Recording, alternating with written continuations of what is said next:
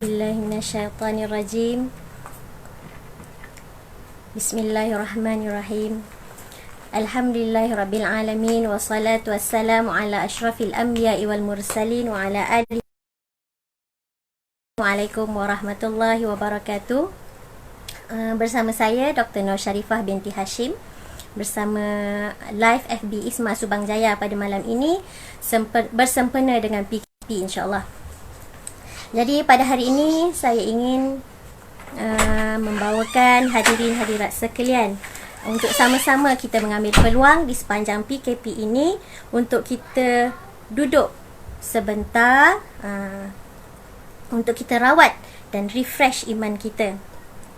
Jadi kisah yang saya akan bawakan malam ini adalah tentang kisah seorang wanita syurga, yang mana kisah ini saya dengar di radio beberapa tahun yang lepas.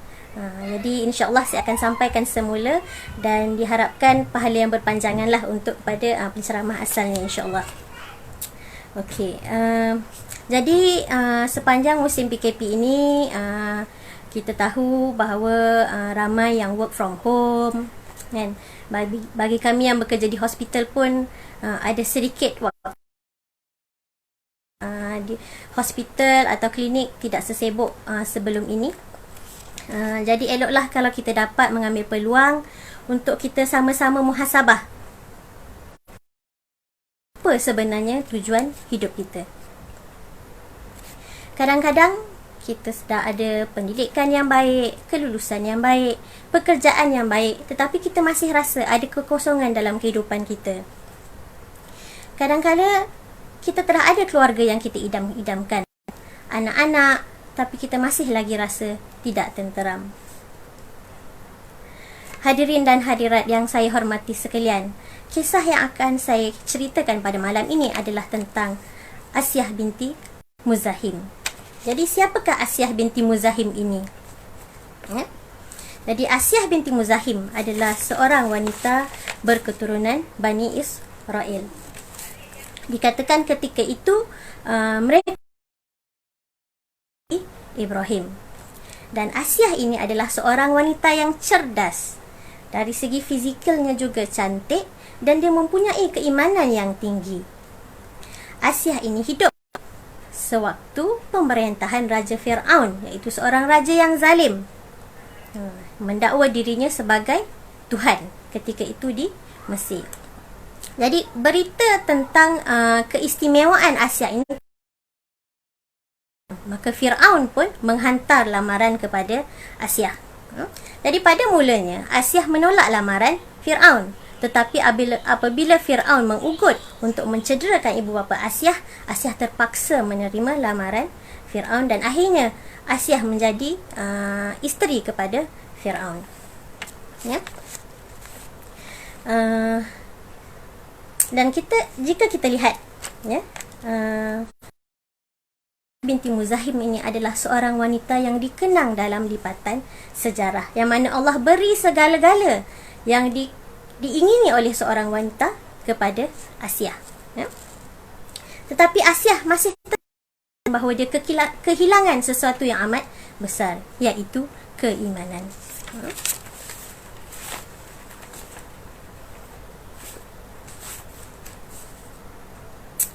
Di dalam Al-Quran, kalau hadirin dan hadirat tengok, Allah tidak sebut tentang nama Asyah, tetapi Rasulullah SAW menyebut nama Asyah, sebutkan bahawa Asyah adalah di antara 4 wanita yang terbaik di dalam syurga, iaitu selain Khadijah, Fatimah dan juga Maryam.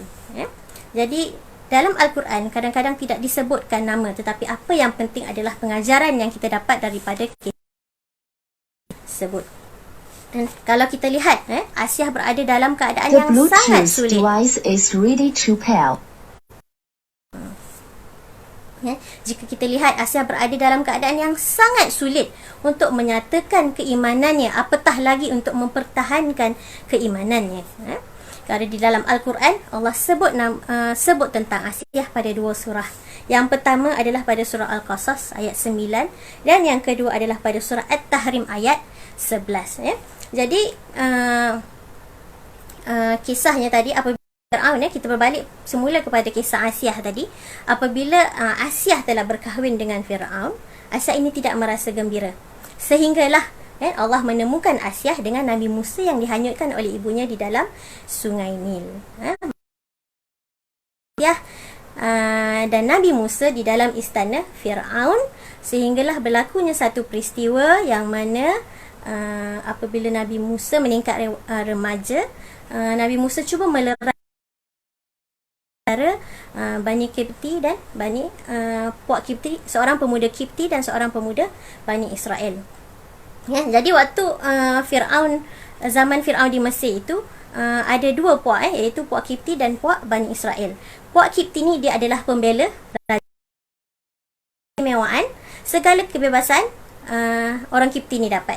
Manakala Bani Israel ni pula dijadikan budak dan yang perempuan dijadikan pemuas-pemuas nafsu. Kan? Jadi berbalik kepada kisah Nabi Musa tu tadi, bila berlakunya pergaduhan, pemuda Bani Israel itu tadi minta tolong Nabi Musa untuk meleraikan pergaduhan itu.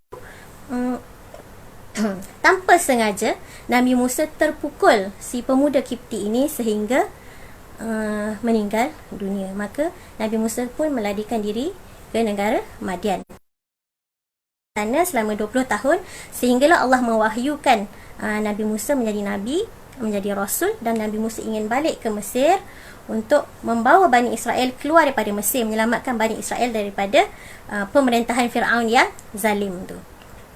Jadi waktu tu Nabi Musa, Allah kurniakan dia dua mukjizat.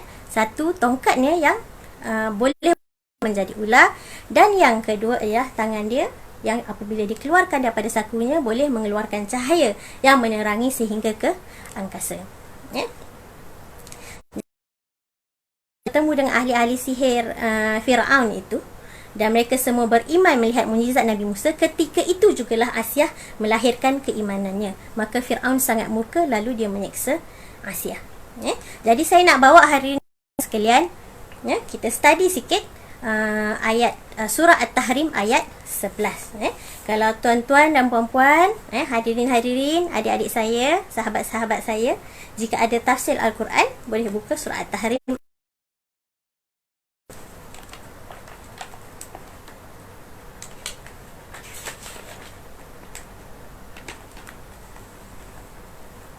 Saya bacakan ayatnya, kemudian saya akan bacakan maksudnya. A'udzubillahi minasyaitonirrajim. Surah At-Tahrim adalah surah ke-66. Jadi surah At-Tahrim ayat 11. A'udzubillahi wa daraballahu masalan lilladzina amanu ra'ata fir'auna idh qalat rabbi ibni li 'indaka baitan fil jannah wa najjini min fir'auna wa amali wa najjini minal qaumiz zalimin. Maksudnya, dan Allah membuat perumpamaan bagi orang-orang yang beriman, isteri Fir'aun, ketika dia berkata, ya Tuhanku, bangunmu untukku sebuah rumah di dalam syurga, dan selamatkanlah aku dan Fir'aun dan perbuatannya, dan selamatkanlah aku dari Fir'aun dan perbuatannya, dan selamatkanlah aku dari kaum yang zalim.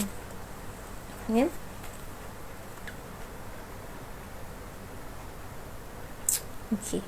Dan kita lihat bagaimana Allah kata, wa daraballahu masalan lilladzina amanu, dan Allah membuat perumpamaan bagi orang-orang yang beriman. Jadi Allah mengajak bahawa orang-orang menyeru kepada orang-orang yang beriman, sama ada lelaki atau perempuan, untuk melihat seorang model wanita salihah ini, seorang wanita syurga ini. Hadirin dan sewaktu barat mengeksploitasi wanita, menjadikan wanita sebagai simbol-simbol seks, Islam membawa wanita sebagai yang salihah, yang beriman, supaya ia menjadi contoh kepada orang-orang lelaki dan perempuan yang beriman.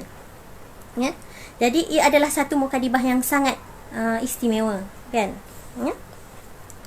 Jadi kemudian kita lihat bagaimana doa Asiah ini. Rabbi ibni li 'indaka baitan fil jannah. Ya Tuhanku, bangunkanlah di sisimu sebuah rumah untukku, kan? Jadi ada beberapa perkara yang kita boleh lihat. Mengapa Asyah meminta sebuah rumah? Sedangkan kalau kita lihat bahawa Asyah di dunia dia tinggal di dalam istana. Jadi ada beberapa tafsiran. Tafsiran yang pertama ialah Asyah ini dia sudah ada satu persepsi bahawa kehidupan di istana itu adalah kehidupan yang tidak best, kan? Penuh dengan kekufuran. Dia merasa kesempitan walaupun dia hidup di dalam istana yang sangat besar, kan? Dan penuh dengan segala kelengkapan. Jadi Asyah merasakan cukuplah rumah untuk dia, kan?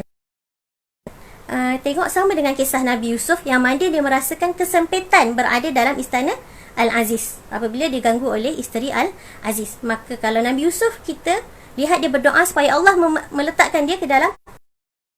Tapi Asyah ketika itu dia berada di penghujung kehidupannya, di penghujung nyawanya. Maka Asyah berdoa kepada Allah agar disediakan dia, dibina untuknya di sisi Allah sebuah rumah di syurga.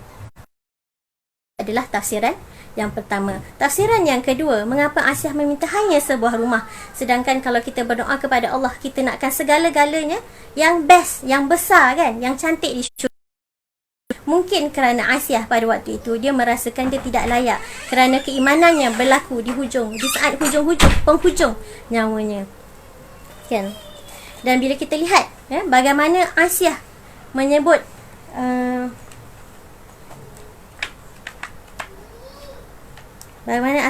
li'indaka, di sisimu, baru Asyah menyebut baitam fil jannah, sebuah rumah di dalam syurga. Bahawa Asyah menginginkan bahawa adalah untuk berada di sisi Allah Subhanahu Wa Taala, kan? Jadi Asyah nak mengatakan bahawa sebenarnya nikmat melihat wajah Allah itu adalah lebih besar daripada berada di dalam syurga. Jadi insyaAllah hadirin dan hadirat sekalian, ini adalah seorang kisah wanita syurga yang Allah nukilkan kisahnya di dalam Al-Quran, di dalam surah At-Tahrim, dan Allah meletakkan dia setaraf dengan Maryam, ibu Isa alaihi salam.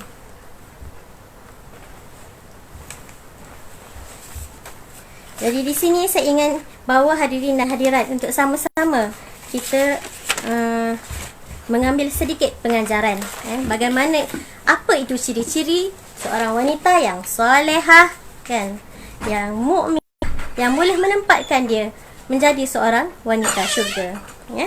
Jadi inilah mnemonik yang saya katakan. Jadi sebelum itu, telahkah anda jumpa apakah the missing puzzle in your life? Semua telah dapat mengambil sedikit pengajaran dan dapat melengkapkan puzzle di dalam hidup masing-masing, ya. Walau apa pun yang kita ada, yang penting adalah keimanan, ya. Hanya dengan iman kita dengan lebih tenang dan tenteram, ya.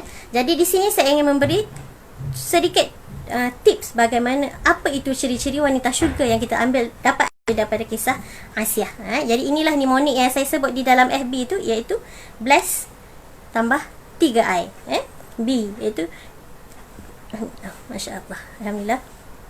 Jadi B yang pertama ialah membezakan hak dan batil, iaitu seseorang wanita salihah itu, seorang wanita syurga, dia yang hak dan batil, yang dan di sini kita akan sebut tentang akidah, yang mana Asyah berjaya membezakan bahawa keimanannya hanyalah kepada Allah Subhanahu Wa Taala, mendakwa dirinya Tuhan, iaitu Firaun. Yang kedua L, bless tambah 3 I. Yang kedua L, perlindungan. L tu lindung, perlindungan yang kepada Allah Subhanahu Wa Taala. Bagaimana Asyah memohon perlindungan untuk dibebaskan daripada kezaliman Firaun dan perbuatannya, dan daripada beliau memohon kepada Allah Subhanahu Wa Taala untuk perlindungan yang hakiki. Diceritakan ketika Asyah diseksa, dan apabila nampakkan rumah Asyah di syurga, dan Asyah tersenyum waktu itu. Kemudian itu I itu tak ada apa-apa, sabar yang tinggi, kita lihat bagaimana Asiah hidup dengan Fir'aun.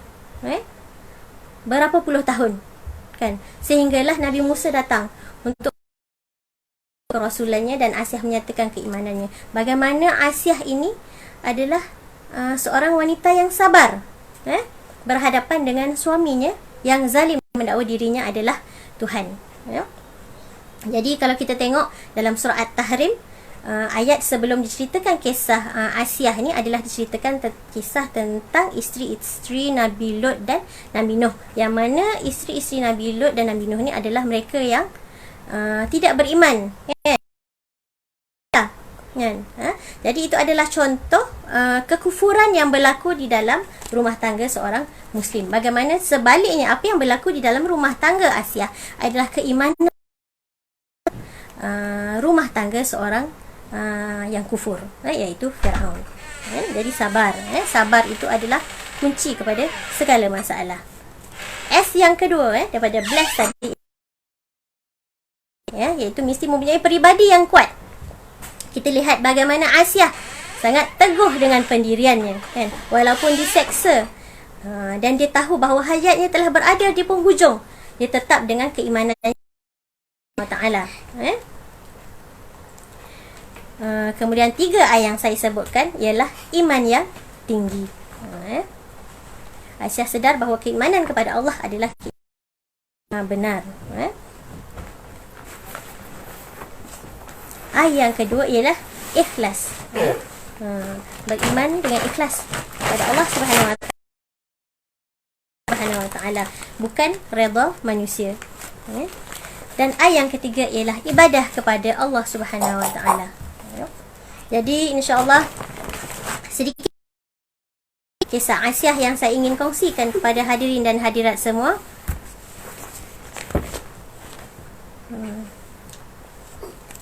Semoga kita semua dapat mengambil pengajaran daripada kisah wanita syurga ini, menjadikan keteguhan, keutuhan keimanan beliau sebagai satu role model kepada kita. Sesungguhnya cabaran menjadi wanita di zaman ini tidak mudah. Ada cabaran-cabaran yang kita akan hadapi, tapi apa yang lebih penting ialah ambillah peluang untuk kita memahami Islam sebagaimana ia diturunkan kepada Rasulullah sallallahu alaihi wasallam, memahaminya dan mengaplikan dalam seluruh segenap kehidupan kita, insya-Allah. Jadi setakat itu sahaja perkongsian saya pada hari ini. Diharapkan kita dapat bertemu lagi dalam sesi-sesi yang seterusnya. Wabillahi taufiq wal hidayah. Wassalamualaikum warahmatullahi wabarakatuh.